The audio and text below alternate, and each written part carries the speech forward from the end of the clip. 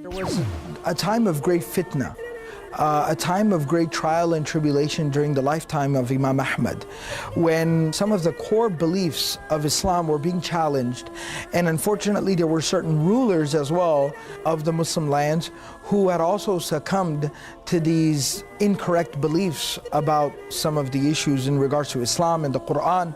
And what they decided to do was they decided to enforce their incorrect beliefs upon everyone else. So the scholars lined up to debate them, to challenge them, to state how these beliefs were incorrect.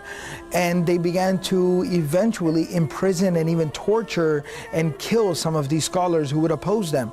And they literally went through all the scholars till the last one left standing was none other than Imam Ahmad ibn Hanbal rahimahullah ta'ala, who was a great defender of the proper beliefs of Islam. So the king, the ruler, had called Imam Ahmad a couple of times, tried to convince him.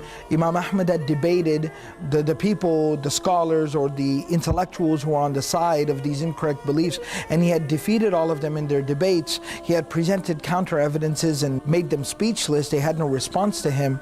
So finally the ruler one day got fed up with this, he got tired with this, and he said, I am the king, I'm the ruler. I'm not going to take some nonsense from some imam or some sheikh. I'm not going to have him tell me what's right and what's wrong. I'm the ruler, I'm the king, I'm right. So he sends his soldiers over to Imam Ahmad's house. And he says, I want you to chain him up, tie him up like a prisoner. You know, like maximum security style. I want you to chain him up like a criminal.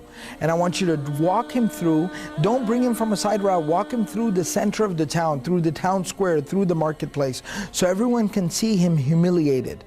And then I want you to bring him here, and then we will lash him, and we will torture him, and we will punish him until he does not concede. So Imam Ahmad ibn Hanbal is now chained, and he's being brought through the town, and everyone's gathered around, everyone's watching, everyone's looking, everyone's gawking, you know, shocked and surprised at what's happening. And Imam Ahmad rahimahullah says, I started to think to myself, Ahmad, what are you doing to yourself? What are you doing to yourself? You're humiliating yourself. You're embarrassing yourself. Allah and His Messenger sallallahu alaihi wasallam have given you an out. You can say whatever this oppressive tyrant, ruler, whatever he wants to hear, you can tell him whatever he wants to hear. As long as you believe the truth in your heart, you're good, you're fine, you're okay. But why are you doing this to yourself? Why are you humiliating yourself? Do you really want to leave this as your legacy? Humiliation, torture?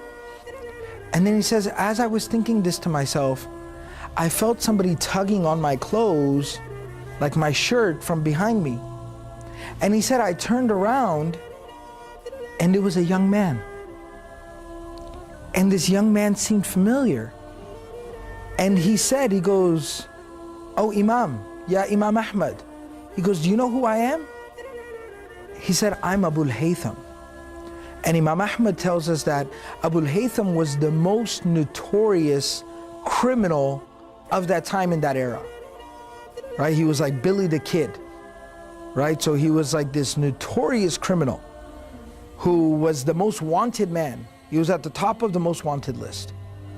And he pulled him, he tugged him, and so when Imam Ahmad turned around, he goes, I'm Abul Haytham. He said, listen, I steal for a living. I rob people is what I do. And I have been lashed. He said, it is written in the court documents. It is written in the court records and the court documents. You go and you look. I have been lashed 18,000 times. What he meant was, I have received 18,000 lashes because of my crimes. But I haven't stopped doing what I do. He said, I serve shaitan for the sake of the dunya. I obey shaitan. I listen to what shaitan tells me to do for the sake of material worldly gain. But I haven't quit just because of a few lashes, 18,000. He says, you obey Allah for the sake of the deen and the hereafter and the akhirah.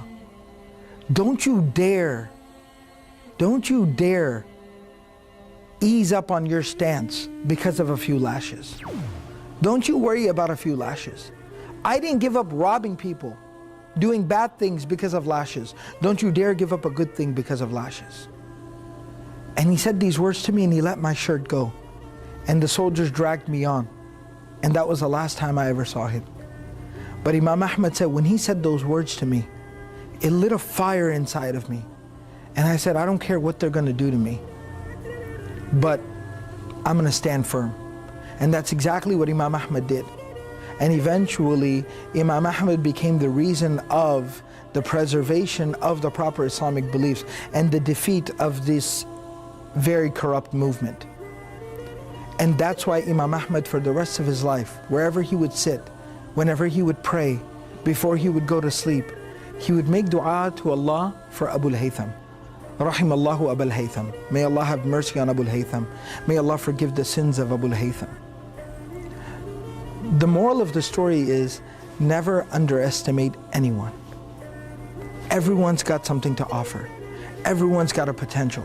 Everyone's got untapped, limitless potential. It's just a matter of realizing that ourselves and then trying to bring something productive to the table. So don't underestimate yourself first and foremost. Secondly, never underestimate anyone because you don't know what they're capable of. You don't know what good deed they've done.